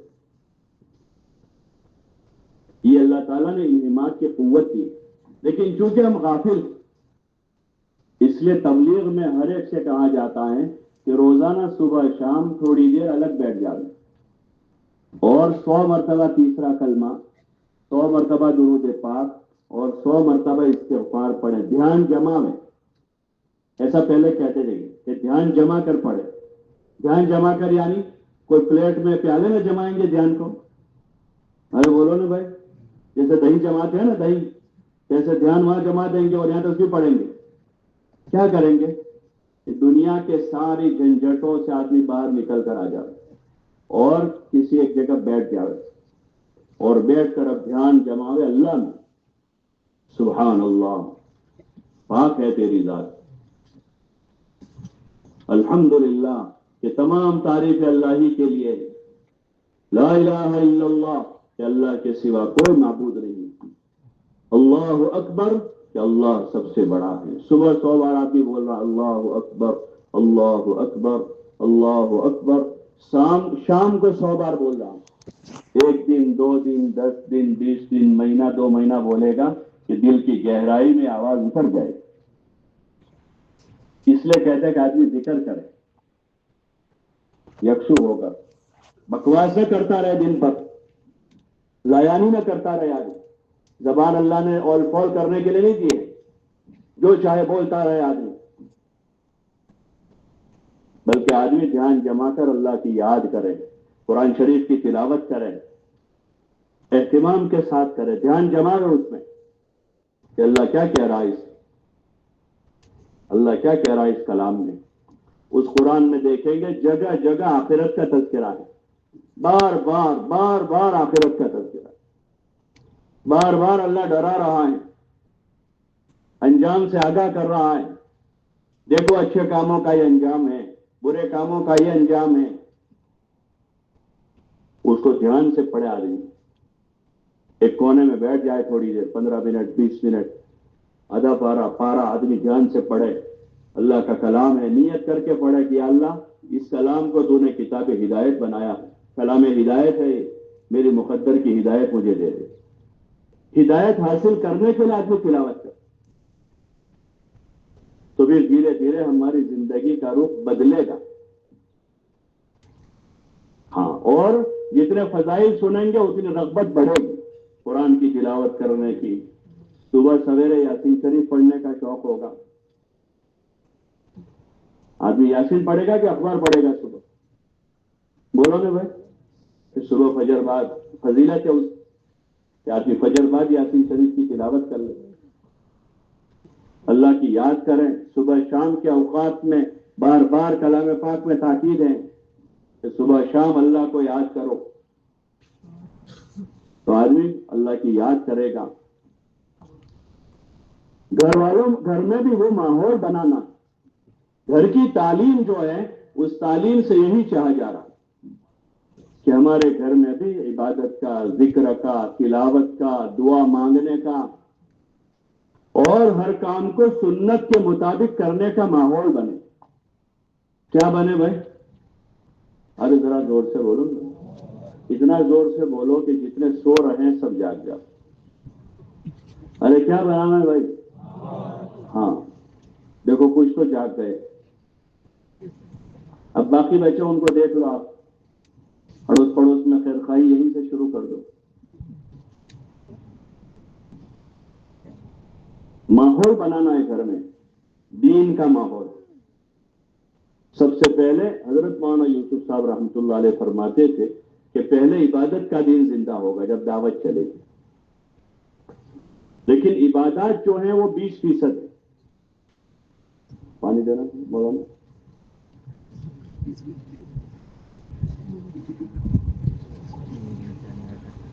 عبادات جو ہے وہ 20% ہے. ابھی 80% دین باقی رہ جاتا ہے. 80% عقائد ہیں، ایمانیات اور عقائد جو ہیں، پھر معاملات ہیں، معاشرت ہیں اور اخلاق ہیں. تو گھر میں یہ ساری چیزیں زندہ ہو. ساری چیزیں، خالی عبادت پر اکتفا نہ کریں. ہم لوگ خوش ہو جاتے ہیں اپنے بارے میں بھی، اور گھر میں بھی اگر عورت نے 5 وقت کی نماز پڑھ لی، اس نے ذرا رومالی پہن لی تو آدمی سمجھتا ہے رابعہ بصریہ بن گئی ہے.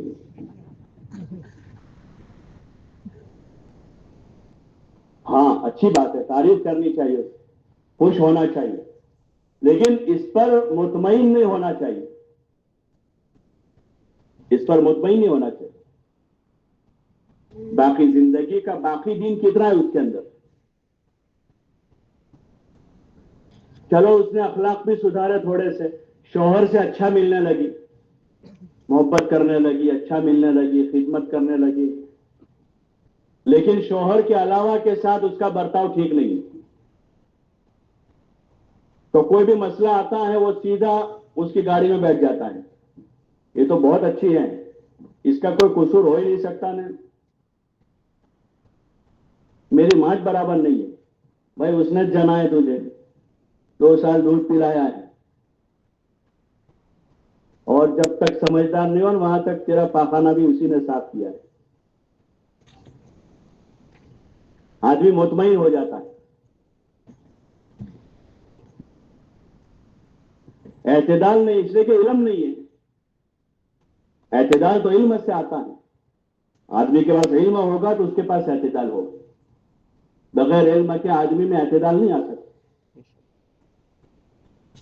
اس لیے علم کا نمبر ہے مستقل، کہ آدمی علم حاصل کرے. ماں کا کیا حق ہے، باپ کا کیا حق ہے.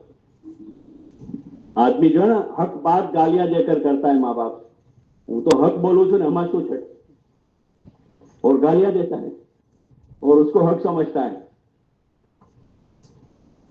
بھائی بہنوں سے آدمی لڑائی کر دیتا ہے، پڑوسیوں سے لڑ پڑتا ہے بیوی کی وجہ سے. بھائی وہ آپ کے ساتھ تو بہت اچھی ہے، رابعہ بصریہ ہے، لیکن پڑوسیوں کے ساتھ جو ویسی ہیں. آدمی میں اعتدال نہیں ہے، لڑے گا آدمی پڑوس سب سے لڑتا رہے گا اور اپنی آخرت برباد کرے گا. اس لیے نیت میں بھی ہمارے ہوں کہ اس محنت سے ہمیں اپنے گھر میں پورا دین زندہ کرنا ہے، اور اس کے لیے ان کے ذہنوں کو تیار کرنا ہے، ان کو فضائل بتا کر اٹھانا ہے. پڑوسیوں کے کیا فضائل ہے بیوی کو سمجھانا پڑے گا کہ حضور صلی اللہ علیہ وسلم نے پڑوسیوں کے بہت حق بتائے. یہاں تک کہ آپ نے فرمایا کہ مجھے اس بات کا اندیشہ ہونے لگا کہ کہیں حضرت جبریل علیہ السلام آ کر پڑوسیوں کو میراث میں حقدار نہ بنا دیں. اتنے حقوق بتائے ہوئے. اس کی دیوار سے دیوار اونچی کرنے سے منع کیا کہ کہیں اس کی ہوا نہ رک جائے. تو اس کے گھر میں آتی ہوا ہماری دیوار کی وجہ سے رک جائے.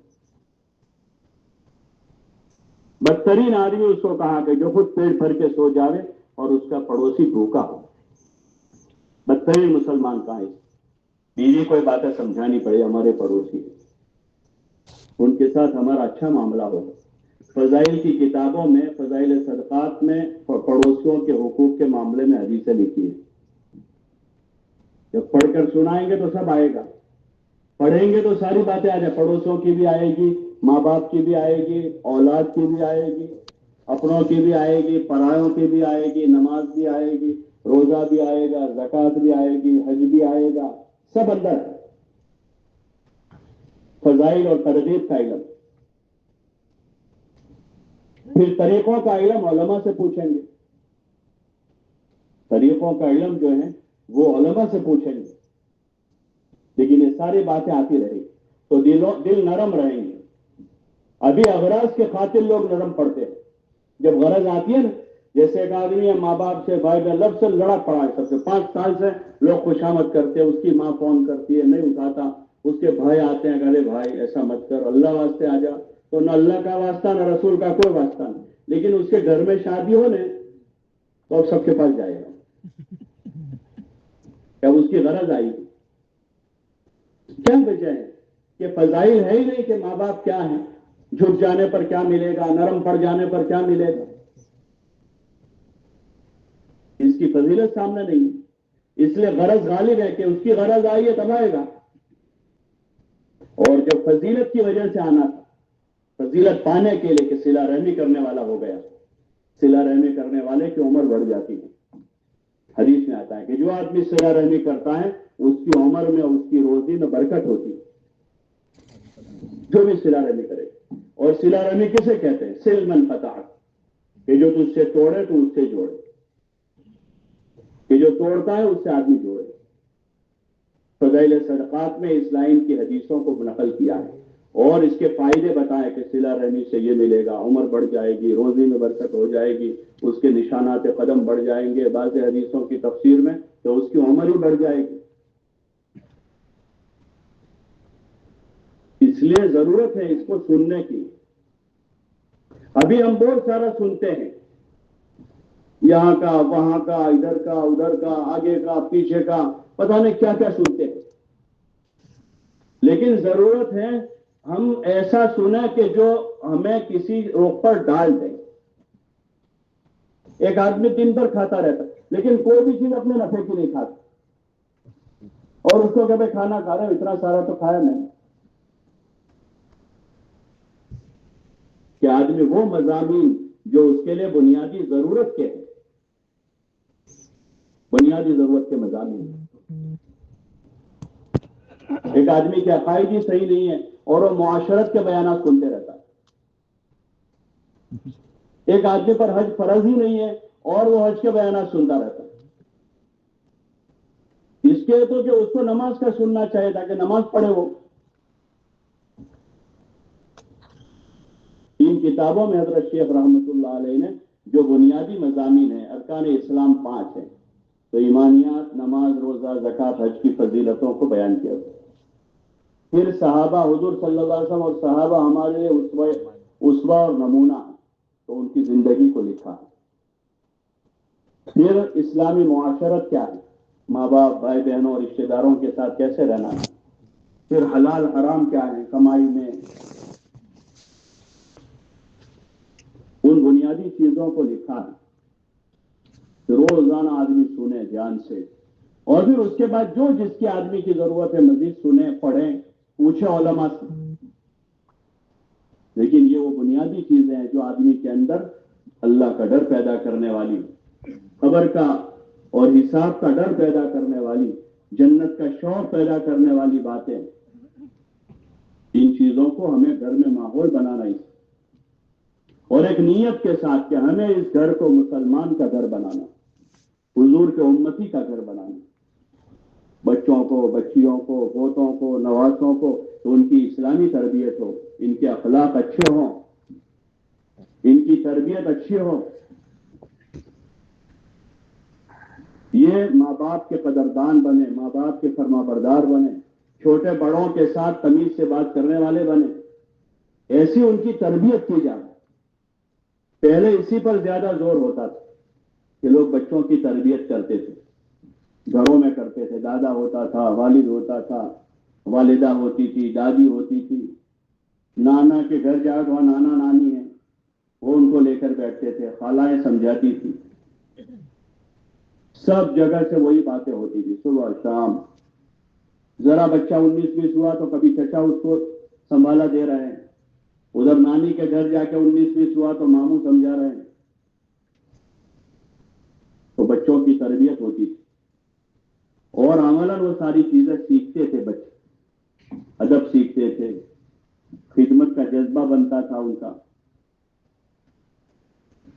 وہ ماحول تیار کرنا ہے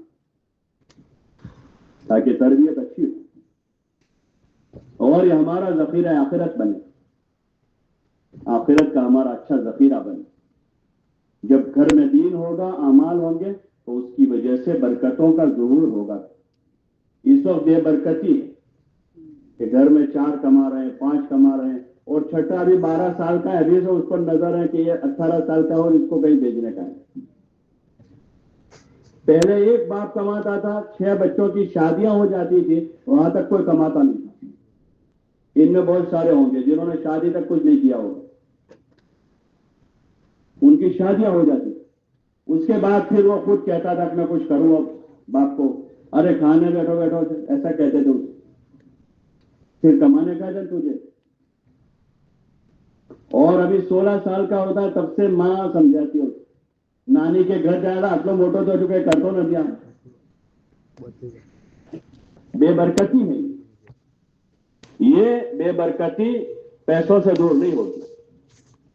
ہاں، یہ ڈالر سے اور یورو سے دور نہیں ہوتی، یہ سونے چاندی سے دور نہیں ہوتی، یہ زمینوں سے جاگیروں سے دور نہیں ہوتی، یہ ڈگریوں سے دور نہیں ہوتی، یہ بڑی بڑی جابوں اور تنخواہوں سے دور نہیں ہوتی. اللہ تعالیٰ کا وعدہ ہے وَلَوْ أَنَّ أَهْلَ الْقُرَىٰ آمَنُوا وَاتَّقَوْا لَفَتَحْنَا عَلَيْهِمْ بَرَكَاتٍ مِّنَ السَّمَاءِ وَالْأَرْضِ کہ اگر بستی والے ایمان لے آئے اور تقوی اختیار کریں تو ہم زمین و آسمان سے برکتوں کے دہانے کھول دیں گے. پھر وہ ایسی برکتیں ہوگی کہ پورے پورے خاندان پلیں گے. اس لیے یہ بات سمجھائی جا رہی ہے اسلام کے ذریعے سے کہ ہر آدمی متوجہ ہو اپنے بچوں کی دینی تربیت کی طرف، ان کے اعمال کی، کہ ان کی نمازوں کا کیا حال ہے، ان کے تقوی کا کیا حال ہے. کہ ان کا تقوی، ابھی تو ہر آدمی یہ دیکھ رہا ہے کہ اس کا سائنس کیسا ہے، اس کا میتھ کیسا ہے، کمپیوٹر کا کورس کیا کہ نہیں. چاہے کمپیوٹر کا کورس کرتے کرتے کرتے کرتے وہ جو ہے عیاش اور فحاش بن جائے، باپ کو کوئی مسئلہ نہیں. اس کے تقوی کا کیا حال ہے کہ اس کو دیکھا کہ کمپیوٹر کے کورس پر بٹھایا ہے لیکن اس کا تقوی آگے پیچھے ہو رہا ہے تو باپ اس کو نہیں پسند کرے گا کہ بیٹا اپنے آؤ کام نہ کرو. روزی تو اللہ دے دے گا، کمپیوٹر نہیں سیکھے گا پھر بھی دے دے گا. آج بھی کروڑوں آدیواسی ہیں، ان کو کمپیوٹر کا پتہ نہیں، وہ سب کھا رہے ہیں اور ہمارے بچوں سے زیادہ ان کے بچے تندرست ہیں. ہاں، یہ دھوکہ ہے. اگر اس کا تقوی ضائع ہو جائے، وہ گنہگار ہو جائے. میں نے کہا نا کہ وہ یعنی پرانی شراب نئی بوتلوں میں بھری ہے، یہ سارے کرائم ہے. کرائم کہ بچہ بدماش بن جاوے، عیاش بن جاوے، لڑکی آوارہ ہو جاوے، اس کا دوپٹہ سر سے اتر جاوے، پھر بھی اس کو اسکول بھیجیں گے کہ اس کے سر پر دوپٹہ نہ رہا. یہ تو کرائم تھا ایک زمانے میں ہندوستان میں. ہندو عورت بھی سر پر وہ اپنی ساڑی کا وہ ڈالتی تھی، وہ بھی اب سر کھلا نہیں رکھتی تھی. گناہ تھا یہ تو، وہ بھی پردے میں ہوتی تھی. لیکن ذہن بدل گئے کہ آزادی ہے. اس کا نام آزادی نہیں ہے، اس کا نام بربادی ہے. یہ نظام برباد کرنے والا ہے کہ وہ اپنا حق اس کو پتہ نہ ہو، اس کو ماں باپ کا حق پتہ نہ ہو، اس کو بھائی بہنوں کا حق پتہ نہ ہو. وہ اپنی ایک اچھا کے خاطر اپنے ماں باپ کا سکھ برباد کر دیں. بیٹی ایسی نہیں ہوا کر، لیکن چونکہ اس کو بیٹی رہنے ہی نہیں دیا، اس کو بیٹی بنایا ہی نہیں ہے ماں نے، اس کو بیٹی بنایا ہی نہیں ہے. جس دن بیٹی بن جائے گی تو پھر اس کے سامنے ماں باپ کی عزت ہوگی، اس کے سامنے اپنے بھائیوں کی عزت ہوگی. لیکن چونکہ اس کو بیٹی رہنے نہیں دیا، جس دن وہ بیوی بنے گی اس دن اس کے سامنے شوہر کی اطاعت ہوگی، لیکن اس کو بیوی رہنے ہی نہیں دیا ہے. اس کو تو بیٹی بنانا ہے، بیوی بنانا ہے، اس کو ایک اچھی ماں بنانا ہے. کے لیے ہے، یہ تعلیم و تربیت ہے. اس کے ساتھ اگر وہ کچھ زمانے کی ضرورت کا علم ہے، کوئی انگریزی ہندی پڑھ لیتی ہے تو کوئی حرج نہیں. لیکن اگر اس کے اندر یہ چیزیں نہیں رہتی ہیں تو پھر وہ خود بیٹی بن کے رہے، بیوی بن کے رہے، ماں بن کے رہے، یہ گھر میں رہ کر اپنی زندگی گزارے، وہ زیادہ خوشحال رہے، یہ فقر میں خوشحال رہے، اس لیے کہ اس نے صبر کرنا سیکھا ہے. اور اگر اس نے صبر کرنا نہیں سیکھا تو یہ ارب پتی بن کر بھی خوشحال نہیں بن سکے. آپ دیکھ لیجئے ہزاروں مثالیں، ارب پتی بن کر وہ خوشحال نہیں رہ سکے. اس لیے اس محنت کو جگہ دے اپنے محلوں میں، اپنے گھروں میں، اور ہر مسلمان کو آمادہ کرے. یہ میں نے عرض کیا نا، کوئی کمیٹی نہیں ہے، یہ ساری امت کا کام ہے، ہر مسلمان کا کام ہے کہ ہر مسلمان کسی ایک نماز کے بعد بیٹھے، سر جوڑ کر فکر کرے کہ ہمارے محلے کے 100% لوگوں کا تعلق مسجد سے جڑ جائے، 100% گھروں میں اللہ کا مبارک دین اور حضور علیہ الصلوۃ والسلام کے مبارک طریقے زندہ ہو جائے. ہر آدمی ایک دوسروں کا خیرخواہ بن جائے، جو ایمان والوں کی صفت ہیں، والمؤمنون والمؤمنات بعضهم اولیاء بعض، کہ ایمان والے مرد عورتیں آپس میں ایک دوسروں کے خیرخواہ ہیں، بدخواہی نہیں کر سکتے، پڑوسی کے ساتھ بدخواہی نہیں کر سکتا، پڑوسی کے ساتھ برا معاملہ نہیں کر سکتا، یہ ایمان کی صفت ہے. اس کے ساتھ وہ بھلا سلوک کرے گا. ماں باپ اولاد کے ساتھ برائی نہیں کر سکتے، جو خود کھائیں گے ان کو کھلائیں گے. شوہر بیوی کے ساتھ برا نہیں کر، جو خود کھائے گا اس کو کھلائے گا، جو خود پہنے گا اس کو پہنائے گا، اس کے ساتھ ہمدردی اور خیرخواہی کرے گا. جب وہ ایمانی فضا بنے گی تو پھر امن آئے گا، گاؤں میں سکون آئے گا، اطمینان آئے گا، ہر ایک دوسروں کے مددگار ہوں گے، خیرخواہ ہوں گے. ہاں، دشمنیاں ختم ہو جائے گی، لڑائیاں ختم ہو جائے گی، بستی میں امن آئے گا. امن قائم ہوتا ہے انصاف سے، بغیر انصاف کے امن قائم نہیں ہو سکتا. کہ ظلم کی بنیاد پر آپ امن قائم کرنا چاہتے ہیں کہ جس کے پاس جتنا اختیار ہے وہ ظالم بنا ہوا ہے، جس کے پاس جتنا اختیار ہے، غریب بھی ظالم بنا ہے، مالدار بھی ظالم بنا ہے، ہر بڑا چھوٹے پر ظلم کر رہا ہے، تو کیسے امن آئے گا؟ امن کی باتوں سے نہیں آیا کرتا، امن پیسوں سے نہیں آیا کرتا. امن جو ہے وہ انصاف سے آتا ہے، کہ جہاں انصاف قائم ہو جائے گا وہاں امن آ جائے گا. چاہے ایک بھی وکیل گاؤں میں نہیں ہے، ایک بھی وکیل گاؤں میں نہیں ہے، لیکن گاؤں میں اگر انصاف ہے تو گاؤں میں امن رہے گا. اور ہر گھر وکیلوں سے بھر دیں لیکن سارے ہی ظالم بنے ہوئے ہیں تو کیسے امن آئے؟ یہ بنیادیں ہیں انسانی معاشرے کے پنپنے کی، سنورنے کی، بننے کی، یہ بنیادیں ہیں. تو اس لیے اس کو معمولی نہ لیں. ہاں، اپنا جان مال لگاوے، اس پر اپنا وقت اس پر لگاویں، اللہ تعالیٰ اور جگہوں پر جان مال لگانے سے بچا دے گا. حضرت جی رحمت اللہ علیہ، مولانا انعام صاحب رحمت اللہ علیہ فرماتے تھے کہ بھائی کرنے کے کاموں میں لگ جاؤ گے تو نہ کرنے کے کاموں سے بچ جاؤ گے. یہ کرنے کے کام ہے. روز اپنا 2.5-3 گھنٹہ 4 گھنٹہ فارغ ہے، لوگوں کے پاس جاوے، چھوٹے بن کر جاوے، مسلح بن کر نہ جاوے. ہاں، اور دوسروں کو اپنے سے اچھے سمجھ کر جاوے، جو ہم سے اچھے، ان کے اندر خوبیاں ہیں، اور آپس میں مذاکرہ کرے، ہمارے اندر بھی آ جاوے، ان میں بھی آ جاوے، گھر گھر میں آ جاوے. اس کے لیے ہم جا رہے ہیں. کسی کو حقیر سمجھ کر نہیں جائیں گے، بلکہ چھوٹے بن کر، خیرخواہ بن کر، ہاں، اچھے گمان کے ساتھ سب سے ملیں گے، دعا سلام کریں گے، خیر خیریت پوچھیں گے، مصافحہ معانقہ کریں گے، اور پھر اچھی اچھی باتیں کریں گے.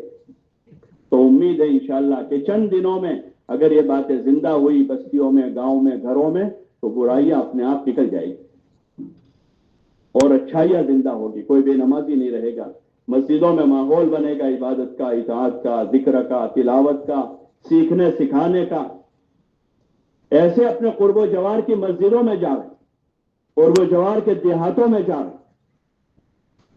ہاں لوگ گھومنے کے لیے کتنا پھرتے ہیں، کتنا پیٹرول ڈیزل اور کتنا پیسہ برباد کرتے ہیں. ہم اللہ کے خاطر جائیں گے، اللہ نے جو صلاحیتیں دی ہیں اس کے نام پر لگائیں گے. اپنے قرب و جوار کے دیہاتوں میں جو ایمان والے بھائی ہیں ان کی خبر لیں. ان کا سب سے قیمتی سرمایہ ایمان ہے کہ وہ ایمان ضائع نہ ہو جائے، وہ سرمایہ ہاتھ سے چلا نہ جائے، تو ان کے ایمان کی حفاظت رہے. اس لیے ان سے محبت سے ملیں گے اور ان کے ساتھ خیرخواہی کریں گے. ہاں، چاہے وہ ہماری اس خیرخواہی کو خیرخواہی سمجھے یا نہ سمجھے. جہالت میں آدمی نہیں سمجھتا ہے. جیسا بھی میں نے عرض کیا کہ نبی قوم کے پاس جا رہے ہیں، ان کو سمجھا رہے ہیں، تو قوم یہ کہہ رہے ہیں کہ تو گمراہ ہے. روبرو نبی کے منہ پر کہہ رہے ہیں، اور نبی ان کو یہ کہہ رہے ہیں کہ بھائی میں گمراہ نہیں ہوں، رب العالمین کا رسول ہوں. نبی علیہ السلام کو روبرو قوم کہہ رہے کہ تو بے وقوف ہے، اور وہ کہہ رہے ہیں کہ بھائی میں بے وقوف نہیں ہوں، رب العالمین کا رسول ہوں. تو برا نہ مانا کسی کو کچھ کہہ دیتے کہ بھائی کسی کو بدگمانی ہے، جہالت ہے.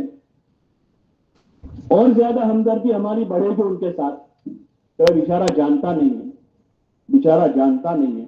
حضور علیہ السلام کو آپ کے قوم نے اتنی ایذائیں پہنچائی، اتنی تکلیفیں دی، یہاں تک کہ آپ کو ہجرت کرنا پڑا. ہجرت کے بعد پھر انہوں نے آپ کے خلاف منصوبے بنائے اور بدر میں گئے، پھر احد میں آئے، اور احد میں آپ علیہ السلام شدید زخمی ہو گئے. یہاں تک کہ بعضوں نے یہ سمجھ لیا کہ آپ شہید ہو چکے، اتنے زخمی ہو گئے آپ، بے ہوشی آپ پر طاری ہے. لیکن آپ صلی اللہ علیہ وسلم جیسے ہوش میں آئے تو بعض لوگوں نے کہا یا رسول اللہ قریش کے لیے بددعا کر دو. آج قریش کے لیے کیا کر دو؟ بولو نا بھائی، بددعا کرو. حضور علیہ السلام نے ہاتھ اٹھائے تو لوگ سمجھے کہ آج قریش ہلاک ہو جائیں گے، کیونکہ نبی ہیں اور نبی کا خون بہا ہے آج، اور وہ ہاتھ اٹھا کر بددعا کریں گے ان کے لیے تو کیا حال ہوگا ان کا. تو لوگ یہ سمجھے کہ آج قریش ہلاک ہو جائیں گے، اور آپ نے ہاتھ اٹھا کر دعا کی اللہم اہد قومی انہم لا یعلمون، کہ اللہ میری قوم کو ہدایت دے دے، وہ جانتے نہیں ہیں. ہاں وہ جانتے نہیں ہیں. یہ دوسرا گش اس کے لیے ہے کہ بنجر بستیاں ہیں، وہ آبادیاں ہیں جن کو ہم سے بدگمانیاں ہیں، جہالت ہے وہ ان کی. جہالت کی وجہ سے وہ جانتے نہیں ہیں کہ ہم اللہ کے بندے ہیں، حضور کے ماننے والے ہیں، آپ کے متبع ہیں، آپ کی سنتوں کے ہم داعی ہیں، آپ کی سنتوں کو زندگی کے ہر شعبے میں زندہ کرنے کی فکر کرتے ہیں. ان کو پتہ نہیں ہے. یہی بات ہے نا. ارے بولو نا بھائی، وہ کیا سمجھتے ہیں کہ بھئی یہ حضور کو نہیں مانتے، یہی سمجھتے ہیں. تو یہ جہالت ہے کہ علم ہے؟ ارے بولو نا بھائی، یہ جہالت ہے. اور ہم کیا کہتے یہ بات چھ ہم تو ہم چھ ایسا نہیں ہے، جہالت ہے. یہی تو جہالت ہے، یہی جہالت ہے. تو ان سے رابطہ بنائے، ان کو سلام کرے، وہ سلام کا جواب نہیں دیں گے. 1 دن 2 دن 10 دن 20 دن 25 دن کا کبھی تو نرم ہوگا وہ. ارے بھائی پتھر پہ پانی پڑے جو متصل، تو گھس جائے ایک دن پتھر کی سل. وہ نل میں سے ٹپکتا ہے نا تو نیچے سوراخ ہو جاتا ہے، پتھر جیسا پتھر بھی جو ہے وہ گھس جاتا ہے. لیکن ہم تو ان پر کچھ محنت ہی نہیں کرتے ہیں، اور یہی کہتے جب بات آتی ہے بھائی وہاں گشت کرنے کا ہے، وہاں زون میں جماعت ڈالنے کی ہے، ارے وہ نہیں مانیں گے، نہیں سنیں گے. وہ تو ہمارے اخلاق کی وجہ سے ہم سے دور ہوئے، وہ ہمارے معاملات کی وجہ سے ہم سے بھاگے ہوئے. کیونکہ اخلاق اور معاملات باہر آدمی کے ہوتے ہیں. انہوں نے ہماری نماز کہاں دیکھی ہے رمضان میں 3 پاروں کی طرح؟ اگر وہ دیکھنے آ جائے تو آج مان جائے ہم. اور وہ ہمارے 4 مہینے چلے کہاں دیکھے انہوں نے کتنی مشقت اٹھاتے. لیکن جو چیز وہ ہماری دیکھ رہے ہیں وہ ٹھیک نہیں ہے، وہ ہمارے اخلاق دیکھ رہے ہیں کہ ہم بھی ان کے جیسے ہو جاتے ہیں. وہ آستین چڑھا ہوئے تو ہم بھی چڑھا دیتے ہیں، گالی دے دیتے ہیں.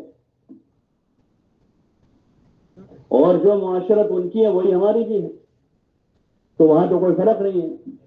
تو اس لیے گزارش ہے، ہاں سب ہمارے بھائی ہیں، پوری امت ہے حضور صلی اللہ علیہ وسلم کی، سب پر رحم کرنا چاہیے.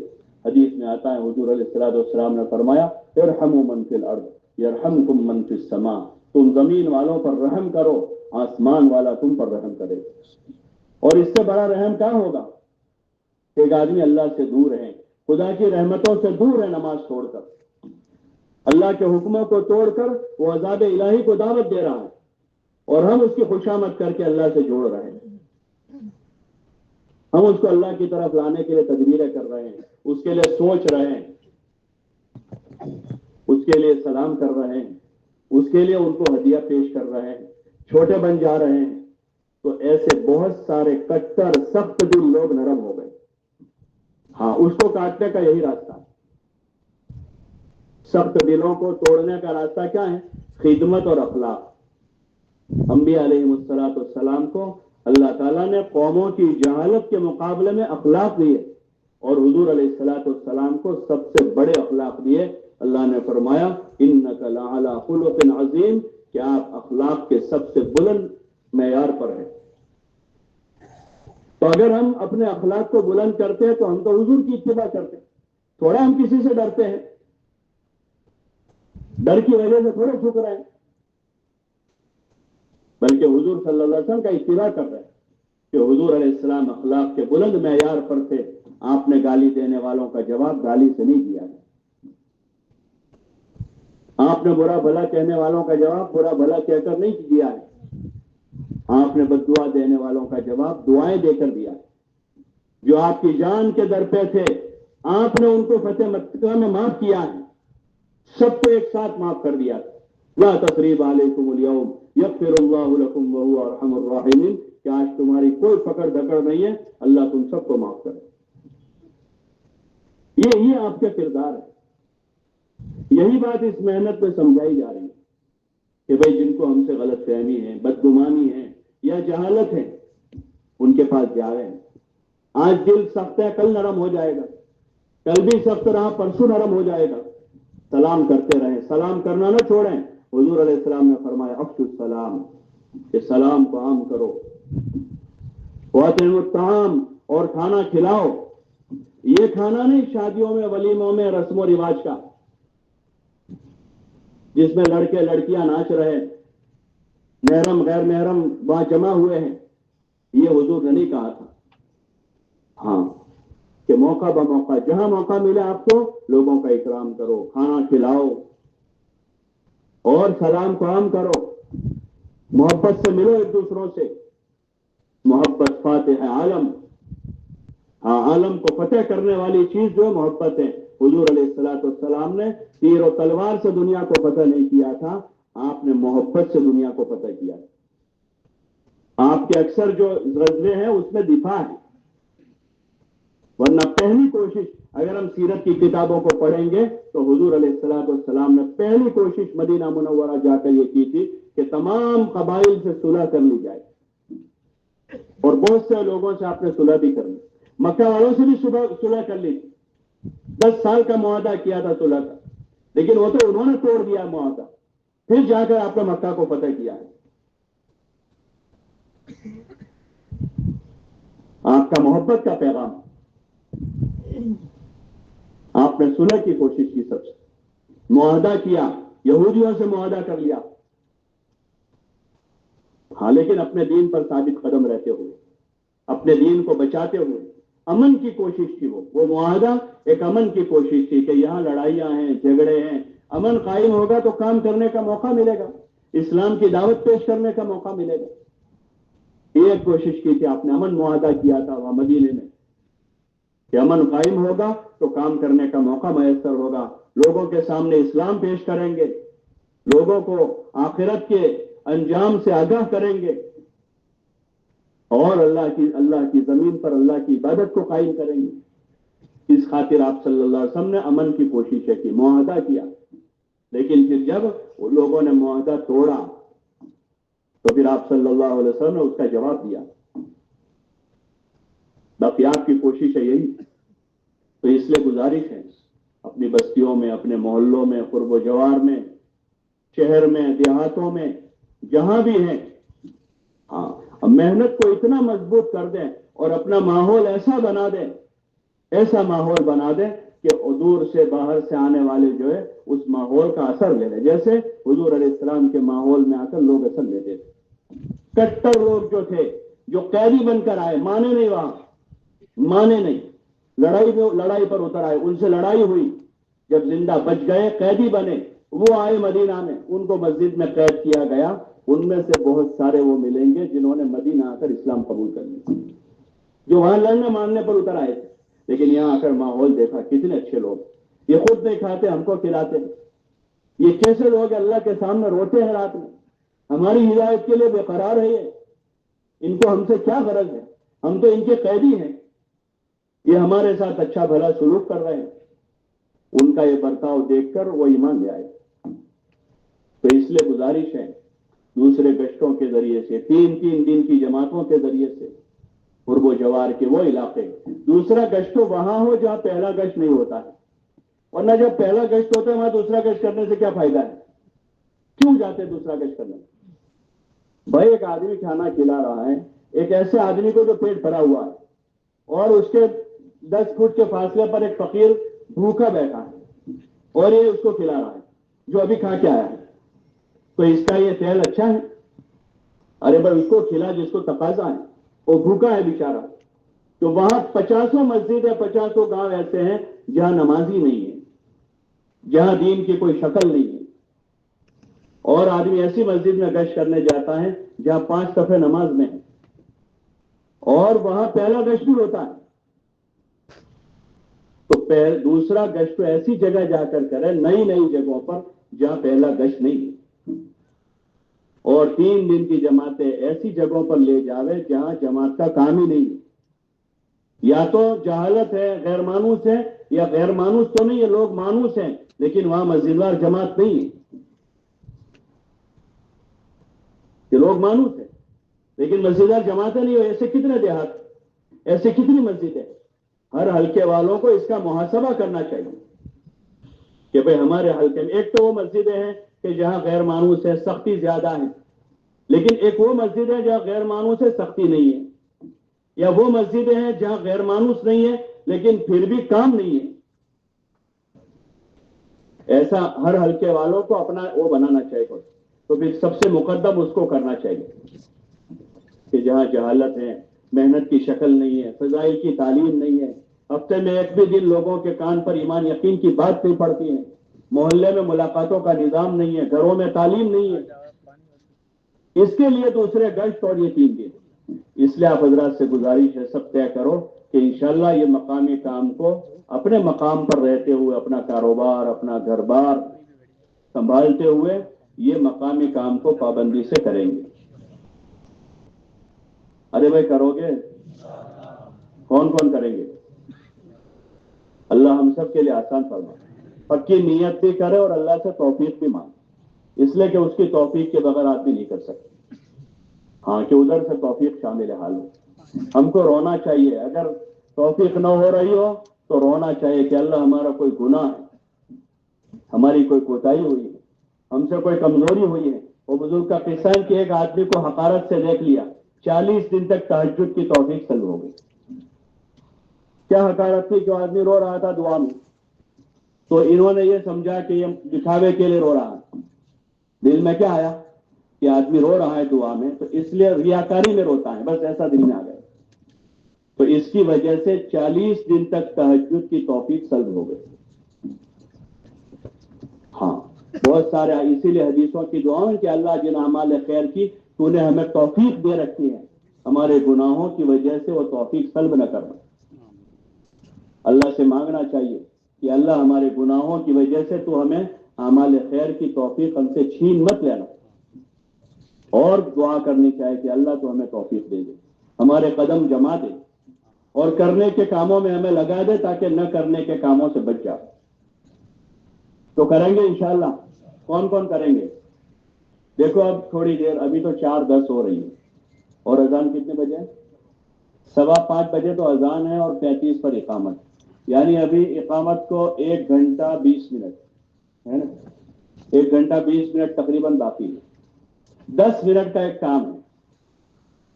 کتنے منٹ کا؟ ارے بولو نا بھائی. تو آپ لوگ ساتھ دو گے؟ ارے بھائی ساتھ دو گے؟